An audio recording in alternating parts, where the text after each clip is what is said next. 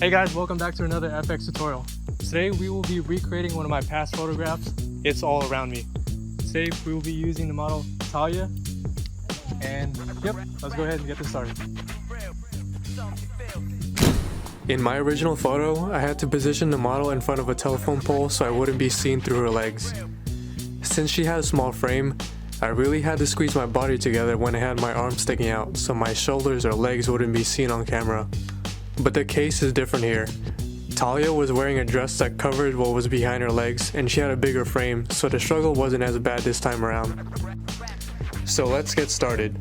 First off, I had Talya positioned in the center of the frame. Then I told her to give me a scared impression, as if a bunch of hands were reaching over her from behind. Her hands were over her mouth so I can have the feelings project from her eyes instead of her face. What I'm doing now is positioning my hands at 3 different areas of her body. I start at the bottom and have my buddy tell me if it looks good and whether or not I'm showing too much of my shoulders, legs, or anything that's not my hands or arms. Okay. Alright guys, so that's what it looks like outside the camera. Let's go ahead and go to Photoshop real quick. Here's a quick review of all the shots we took for this photo. So I quickly looked over them and chose which ones looked like would fit the best together. I ended up using these 7 pictures to create the final photograph. Let's load them up real quick. So right now it looks like the main photo I will be working on is image 8971. I'm going to set my brush tool size and set the hardness to 0. Second, I'm going to move image 8972 on top of 8971. Gonna delete that so we don't get confused. Alright, I will create a new layer mask and hit Ctrl I to make that mask black. Just gonna make sure that my foreground color is white. 8972 had my hands positioned around her legs, so I will start revealing the mask over that area using my brush tool.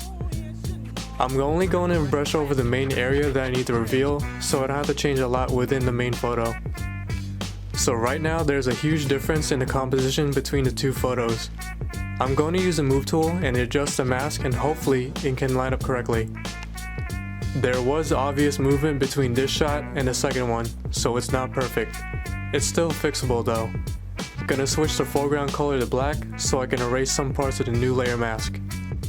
If you have any doubts on certain details, just look back at the original photo you're using and just mask those details in. Just like how I'm making sure the hand shadows are present on her dress. It looks like layer 1 is looking pretty good. Let's move on to 8983. I'm gonna drag that image onto the photo we were just working on. So this layer and the next layer, when my hands are around her waist, I simply redo the same steps where I create a new layer mask, hit Ctrl I, and start using my brush tool to mask the parts I want revealed. The same problem with movement happened, so I did use the move tool again. I will fast forward until we get to layer 4, where a new problem presented itself.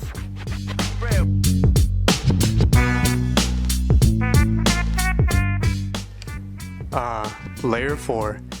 Again, I repeated the same steps I've been doing this whole time, but the difference between arm placements here was way too much for a quick move tool moment. So I actually ended up using 8987's face pose instead, and completely just used the upper area over the original background photo we've been working on. There's a lot of masking and unmasking work I had to do here, and definitely a lot more movement of the mask itself. With a hint of luck, this layer actually ended up looking like as if it matched the other sections of the photo. That being said, if you guys can perfect the in-camera work, the photoshopping part will be extremely easy. On to the last layer. Since the last 2 layers were taking mere seconds of each other, her arm movements were barely visible, so that means easy editing ahead. For the final time, I redid the same steps and it eventually came out looking like this.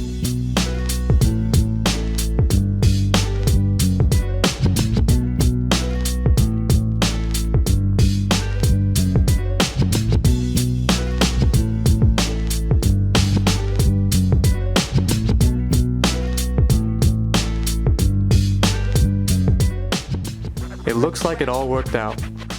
Alright guys, I hope you enjoyed this tutorial. If you guys have any questions or requests, leave a comment down below, and make sure to leave a like and subscribe for more videos just like this. As always, happy editing.